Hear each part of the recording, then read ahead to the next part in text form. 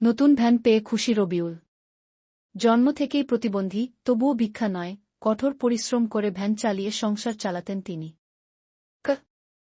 গত সপ্তাহে জুম্মার নামাজের সময় উপজেলা চত্বরে দাঁড় করানো তার একমাত্র ভ্যান চুরি হয়ে গেলে ভেঙে পড়ে সংসার, কিস্তির টাকার বোঝা নেমে আসে কাঁধে। অসহায় রবিউল গড়াগড়ি করে কেঁদে বলেন, এখন সংসার চলবে কিভাবে? এই খবর ছড়িয়ে পড়লে কেশপুরের মানুষ এগিয়ে আসে। উপজেলা নির্বাহী কর্মকর্তা, কুয়েত প্রবাসী এক হৃদয়বান ব্যক্তিসহ অন্যদের উদ্যোগে একটি নতুন ভ্যান ও নগদ ১৫,০০০ টাকা তুলে দেওয়া হয় রবিউলের হাতে। চোখের জল মুছে আবারও রাস্তায় নামেন রবিউল। জীবনের কষ্ট যতই আসুক, সমাজের সহৃদয় মানুষ যে এখনো আছে, সেই বিশ্বাসই তাকে নতুন শক্তি দেয়।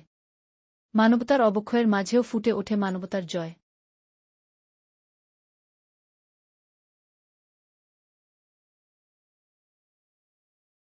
সবকিছু ভালো করে